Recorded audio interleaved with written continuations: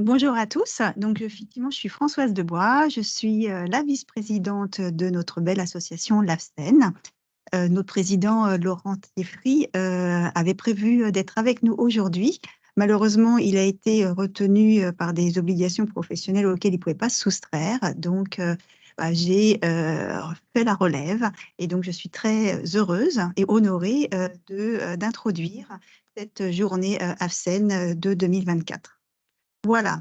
Alors, pour cette journée, pour cette introduction, je vais parler du contexte pour notre association, euh, parler des événements majeurs de notre association en 2023, introduire, partager avec vous notre plan d'action stratégique et là où nous en sommes. Et puis, on aura un point d'échange avec vous pour répondre à vos questions. Voilà. Alors, pour commencer, vous l'aurez tous constaté, on vit peut-être pas une époque formidable, mais en tout cas une époque qui a beaucoup changé pour nous à l'AFSEN. Nous, à l'AFSEN et à la filière, euh, évidemment, le premier point important, ça a été le discours de Belfort de notre président en février 2022, où il annonçait le renouveau du nucléaire civil avec le lancement d'un programme EPR2, 6 tranches, plus d'études pour 8 autres, les études pour l'exploitation et la prolongation de la durée de vie des installations du parc EDF et aussi les SMR avec des programmes très, très variés. Donc ça a été le point de départ 2022, consolidé en 2022 et encore en 2023, on a eu des éléments importants. La COP 28, cette COP 28 où dans le rapport final, on a pu noter pour la première fois l'importance ou le rôle à jouer par le nucléaire dans la lutte contre le réchauffement climatique, premier point. Et puis, en parallèle de cette COP 28, eh bien, l'engagement ou l'appel par 29 pays à tripler leur capacité nucléaire d'ici 2050, à côté des efforts sur le renouvelable. Donc ça, c'est un environnement tout à fait nouveau pour nous tous. En Europe, ça a été complété par la création de l'Alliance du nucléaire. Donc aujourd'hui, il y a 16 pays européens autour de cette alliance. C'était une initiative française. Et donc ces pays se réunissent bien pour partager leur ambition et leur programme autour du nucléaire et des renouvelables, là aussi, pour lutter contre le réchauffement climatique. Donc, dans cet environnement très nouveau pour nous tous, nous, AFSEN, nous poursuivons notre action. Nous la poursuivons après la période Covid. Vous vous souvenez, en 2021, notre congrès avait été purement digital. C'était une très grande aventure pour nous tous, je crois très réussie aussi. En 2023, Covid étant passé, nous avons pu renouveler les rencontres physiques. Donc, nous avons tenu notre congrès en mars l'année dernière, mars 2023, qui a été un grand succès avec plus de 250 participants. Nous avons aussi participé au WNE. Nous avions un très beau stand au WNE. Et puis aussi, on a pu renouer avec nos relations périodiques en Chine, où nous avons pu tenir nos fameux user group avec nos collègues chinois. Donc tout ça montre le dynamisme retrouvé en physique après la période Covid et ça devrait, c'est notre ambition, permettre d'accompagner tout le monde avec dans ce nouvel environnement que nous connaissons sur le nucléaire. Alors, accompagner nous, AFSEN, c'est important de rappeler notre mission, notre ambition et nos valeurs. Et je profite aujourd'hui pour vous rappeler tout ça, parce que ce sont des messages qui nous structurent et qu'il est bon de répéter parce que ça guide notre action au quotidien. Alors bien sûr, notre mission, élaborer et diffuser des codes et des publications de référence pour la construction et l'exploitation des installations nucléaires et, pas oublier le et, accompagner tout le développement et la prise en charge de tous ces codes par les industriels. Donc ça, c'est notre mission. Et notre ambition, qu'est-ce qu'on vise? On vise d'avoir des codes nucléaires de référence en Europe et choisis dans le monde entier, leur garantie de sûreté et d'efficacité à standardiser des pratiques industrielles et à capitaliser le retour d'expérience. Donc, ce qui est très important, on réaffiche dans notre ambition la standardisation et le côté industriel. Et ça, c'est vraiment des points qui sont importants dans notre contexte.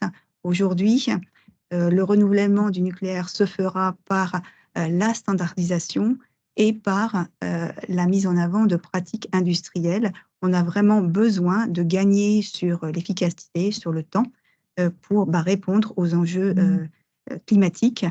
Il faut qu'on soit à l'heure. Et donc, nous, AFCEN, on a à contribuer à être à l'heure avec nos codes et documents de référence. Voilà. Donc, mission, ambition et nos valeurs maintenant. Donc, on a 3 valeurs. Donc, la première, c'est l'expertise. L'AFCEN n'a pas de ressources en propre. L'AFCEN compte sur ses membres et sur les experts qui sont mis à disposition. Et aujourd'hui, eh bien, on a 890 experts dans nos différentes sous-commissions. Donc 890, c'est beaucoup. Ça pourrait être 1000, mais bientôt, je pense qu'on atteindra ce chiffre-là. Donc l'expertise. Deuxième valeur, c'est la collaboration. Et ça, c'est le propre de notre association professionnelle AFCEN.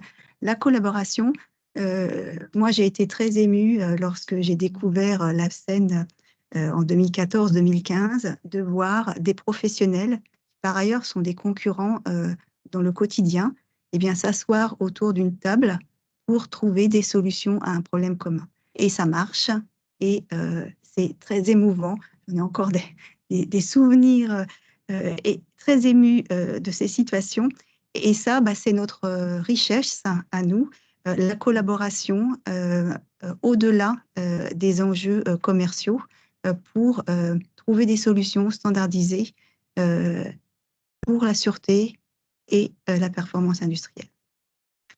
Et donc, expertise, collaboration et une responsabilité. Nous, en tant qu'association, notre responsabilité, c'est bien sûr en priorité la sûreté nucléaire. Ce qu'on doit codifier, ça doit garantir la sûreté nucléaire. Et puis, notre responsabilité aussi en tant que professionnel, on doit viser la performance. Et sûreté et performance ne doivent pas s'opposer dans nos travaux. Voilà, donc, mission, ambition, valeur. Tout ça nous structure et nous l'avons rendu, on l'a matérialisé depuis quelques années dans un plan stratégique, un plan d'action stratégique. Donc, c'est un plan que l'on a initié sous l'impulsion de Philippe Bordarié. Ça a été repris par Laurent Thieffry, amendé. Et notre plan stratégique aujourd'hui, qui couvre 2021-2025, il est structuré autour de 3 enjeux. Donc, ces 3 enjeux, je vais les décrire, puis ensuite les détailler les uns après les autres. Alors, le premier enjeu, c'est notre politique éditoriale. On va revenir dessus. Notre deuxième enjeu, c'est d'interagir avec nos parties prenantes, avec les projets, avec les exploitants, avec les autorités de sûreté, et répondre à leurs problématiques, à leurs questionnements. Troisième enjeu, c'est nos codes ont vocation à être utilisés, et donc il faut accompagner nos utilisateurs pour que le code soit bien appliqué, bien maîtrisé.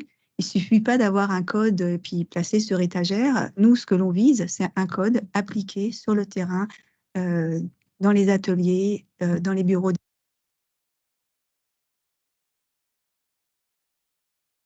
Ces trois enjeux ne pourraient pas exister si on ne travaillait pas particulièrement sur les ressources.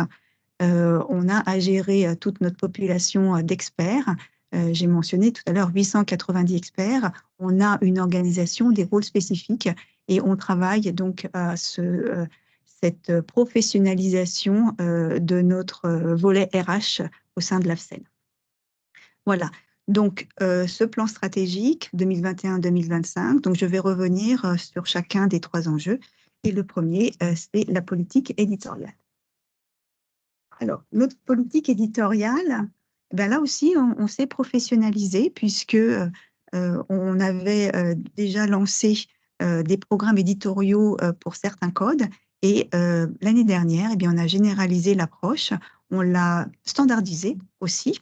Et donc, on a des programmes éditoriaux pour chacun des codes pour la période 2023-2026. Ces programmes sont construits avec les parties prenantes. Et on a organisé un pilotage, un suivi, un reporting en bureau exécutif tous les 6 mois de ces programmes éditoriaux. Donc, c'est très important de ces programmes éditoriaux parce que ça donne une feuille de route en interne et c'est aussi quelque chose qu'on peut communiquer aux donneurs d'ordre, aux grands industriels, pour donner à voir ce qui est fait et prévu à l'AFSEN. Politique éditoriale qui va aussi avec la capitalisation du REX. C'est notre quotidien, le REX dans les sous-coms, le REX dans nos interactions avec les industriels. Et on prévoit ce que l'on appelle le guichet, GIFEN-AFSEN, pour capter aussi plus directement du REX d'industriels qui ne seraient pas membres actifs de l'AFSEN. Au niveau éditorial, l'édition, c'est aussi la manipulation du texte. Et donc, au niveau éditorial, on a pas mal d'initiatives pour améliorer nos contenus. Et je voudrais en citer une en particulier, une approche par l'ingénierie des exigences. Donc, on a eu des tests, on a eu des résultats. Et d'ailleurs, on va vous présenter cela dans la matinée. Voilà. Tout ça, ce plan stratégique sur la politique éditoriale, je le rappelle, on a besoin d'être au plus près de nos membres, du tissu industriel, et donc on réaffirmera encore et encore et encore notre souhait d'avoir un caractère industriel. Ce caractère industriel, il est attendu pour tous les programmes que j'ai cités précédemment. Donc voilà, c'était le premier enjeu, la politique éditoriale. Second enjeu, c'est notre orientation client. Alors client, on va dire orientation partie prenante au sens large. Alors, on a l'ambition d'être des fournisseurs de codes de construction de référence en Europe.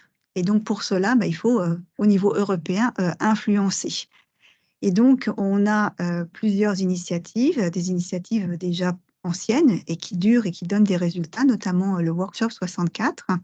On a aussi le programme Harmonize et divers autres cercles d'influence. Et aujourd'hui, Lucien nous présentera ces éléments dans la matinée. Notre orientation vis-à-vis de nos parties prenantes, c'est aussi travailler avec les autorités de sûreté. Et aujourd'hui, on va avoir l'immense honneur d'avoir un invité surprise pour vous juste après mon intervention de l'autorité de sûreté. Donc, je n'en dis pas plus pour l'instant, mais on a poursuivi nos travaux avec l'autorité de sûreté française, en particulier la SNDEP. Marie Lemaire, tout à l'heure, vous présentera là où on en est, de très beaux résultats en perspective. Cette action avec les autorités de sûreté ne se limite pas au code RCCM. On a eu l'an passé une réunion au niveau de la direction générale de l'ASN pour présenter l'ensemble de notre activité. Et déjà, on peut constater qu'on a eu des retombées puisque le RSEM a pu être présenté plus en détail auprès de l'autorité de sûreté et d'autres rendez-vous vont être organisés. Donc, l'Europe, l'autorité de sûreté, eh bien, on a aussi nos grands donneurs d'ordre. Alors, nos grands donneurs d'ordre, ils aiment bien ce qu'on fait à l'AFSEN, mais ils sont parfois embêtés parce que ben, on fait des publications qui changent. On a des éditions 2022, 2024, on en prévoit d'autres encore. Et ces éditions, bah, pour eux, ça crée peut-être une forme de, enfin, ça crée de la gêne parce que pour un industriel qui commence une activité, il a besoin de stabilité. Et donc, bah, il faut qu'on accompagne nos industriels. Et pour ça, mais on a deux actions. La première, c'est d'expliquer ce qui change. Et donc, ce qui change, c'est ce qu'on appelle des fiches de modification dans notre jargon. Et donc, on a prévu un classement de ces nouvelles fiches de modification par rapport à l'édition précédente. Et ce classement bah, permettra de donner à voir ce qui est modification purement éditoriale ou modification de précision ou modification qui relève plus de l'état d'avancement de la technique, de la pratique, ou enfin, parfois encore, des modifications liées à des corrections ou des éléments importants pour la sûreté. Et donc, ce mécanisme de classement est important. Il est apprécié. On a de très bons retours là-dessus et on va le pérenniser. Et d'ailleurs, c'est FM aussi pour les membres et acheteurs du code sont lisibles maintenant à partir de nos sites AFSEN. Voilà. Ça, c'est la première action. Et la deuxième action, c'est de réfléchir à la problématique suivante. Vous prenez un industriel qui, dans son atelier, doit répondre à la fois à une commande en édition 2018, une commande en édition 2022, et puis tout ça dans le même atelier avec les mêmes personnes et probablement le même jeu de procédures opérationnelles. Et donc, ça, c'est une problématique réelle. Et donc, on doit réfléchir à comment gérer ou quelles dispositions on peut imaginer pour traiter cette situation. Donc, c'est ce qu'on appelle la doctrine d'équivalence sur laquelle on va travailler en 2024. Nos parties prenantes, le panorama serait incomplet si je ne mentionnais pas les SMR. Nous avons des nouvelles entreprises qui nous ont rejoints, qui sont sur ce domaine-là. Et donc, on se réjouit en fait de l'attention portée par ces nouvelles entreprises sur la codification et la standardisation. Et donc, bienvenue à ces entreprises. Et puis, voyons ce que l'on peut faire pour répondre à leurs particularités. Je vais terminer avec le dernier point de notre plan d'action stratégique, c'est l'accompagnement. L'accompagnement a été marqué par cette année la publication d'outils d'évaluation et d'auto-évaluation pour le RCCM et le RCCE. On a renforcé aussi notre offre de formation. Et un point très important pour moi, on crée des liens avec les universités et les grandes écoles. Un peu partout, il y a des nouvelles formations et donc c'est important pour nous, AFSEN, qu'on mette un pied dans la porte de ces grandes écoles ou universités pour, dès le niveau étudiant, eh bien, qu'on explique l'importance de la codification, de la normalisation pour standardiser, donner de la garantie, de la sûreté à tous nos travaux. Voilà, et un point qui va peut-être intéresser plus particulièrement les opérationnels, pour l'accompagnement, eh bien, on avait eu un retour de nos utilisateurs nous disant dites, votre durée de traitement des demandes d'interprétation, ça peut être long, voire très, très, très long. On a décidé de se donner un objectif, de les traiter sous 3 mois, et puis de suivre cet indicateur. Donc, j'espère que progressivement, cet effort sera visible pour l'accompagnement de tous les industriels. Donc voilà, j'ai terminé pour mon introduction. Je voudrais remercier toutes les personnes présentes, tous nos membres. On a 79 membres aujourd'hui, c'est bien. Je voudrais aussi remercier toute l'équipe du bureau exécutif, Elova, Elori et Paulin pour l'organisation de cette journée AFSEN Digital, parce que ça a l'air de rien, mais c'est très, très compliqué, l'ajustement de tout ce dispositif. Et puis, si c'est le moment. Oui, on est prêt. Bah, j'aimerais donner la parole à notre invité mystère pour l'instant, mais je vais dévoiler son identité. Voilà, je suis très heureuse et honorée d'accueillir sur notre chaîne, je veux dire, je ne sais pas si on dit une chaîne, bon, notre instance aujourd'hui, Monsieur Olivier Thiédrez. Alors, Monsieur Olivier Thiédrez, il appartient à l'ASNDEP, donc la direction des équipements sous pression, direction qui se situe à Dijon, comme toute personne travaillant dans ce domaine sait bien. Donc, il rapporte directement à Monsieur Flavien Simon, qui est le directeur de la SNDEP. Et Monsieur Thiédrez est aujourd'hui donc chargé de mission, perspective et stratégie pour les projets ESPN 9 et nous interagissons beaucoup avec lui. Voilà, Monsieur Thiédrez, c'est à vous. Oui, bonjour, j'espère que vous m'entendez bien. Oui, nous vous entendons bien. C'est parfait, merci. Merci Madame Debois. Monsieur Simon, donc directeur de la direction des équipements sous pression nucléaire, ne peut pas se connecter aujourd'hui, donc je vais prendre la parole à sa place. Mesdames et messieurs les membres de la scène et utilisateurs de ces codes, je vous salue, bonjour. Je vais vous dire quelques mots au nom de la scène, pardon, de lapsus, au nom de l'ASN, pour introduire un sujet énoncé tout à l'heure par Madame Debois, un sujet pour le moins alléchant, jusant la reconnaissance du code RCCM par l'ASN. Les 10 premières années d'application de la réglementation ESPN ont montré, vous le savez, des difficultés assez importantes. Et il a fallu que nous nous organisions tous pour les résoudre. Ainsi, donc, l'AFSEN a mené, à la demande de l'ASN, des travaux pour construire un référentiel technique professionnel d'application de l'arrêté ESPN. Ce référentiel est composé du code RCCM et de différentes publications qui lui sont associées, appelées par le code. Ce référentiel a pour but de fournir des dispositions et des méthodes permettant aux fabricants d'assurer la conformité de leurs équipements et aux organismes, et également à l'ASN évidemment, de la vérifier. Et donc des travaux de grande ampleur ont été planifiés et conduits en 2 grandes étapes, de 2016 à 2018, qu'on a appelé le programme à 3 ans, puis de 2019 à 2022, on a appelé la feuille de route à 4 ans.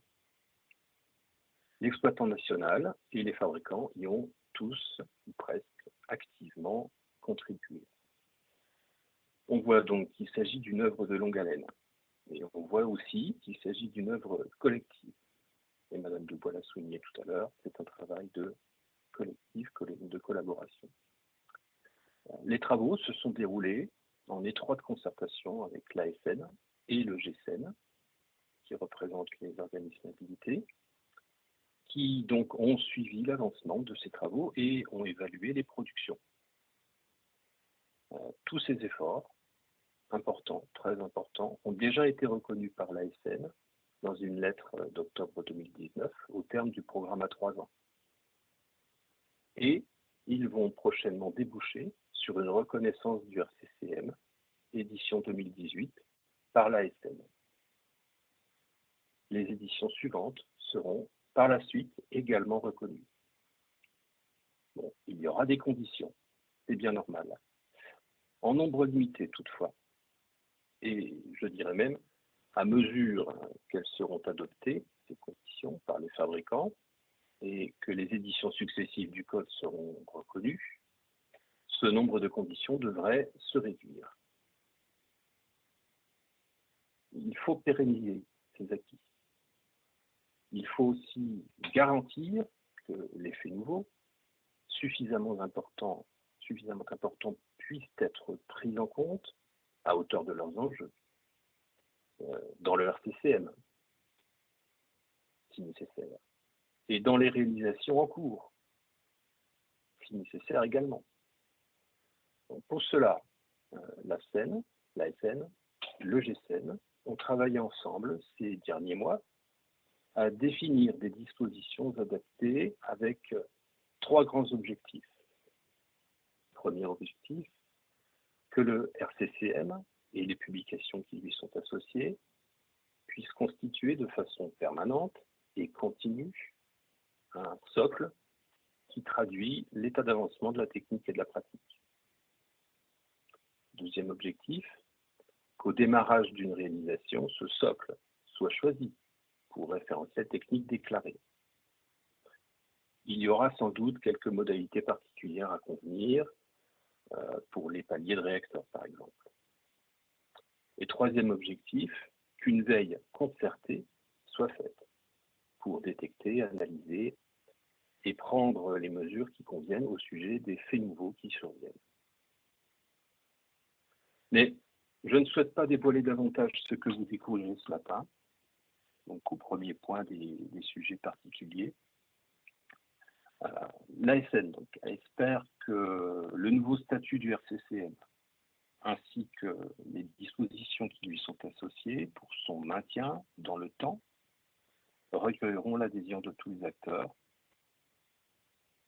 Le bénéfice à en retirer est, me semble-t-il, pour tous, pas seulement les acteurs côté industriel, mais également pour l'ASN, évidemment, une route de l'évaluation de la conformité pour l'ASN et les organismes.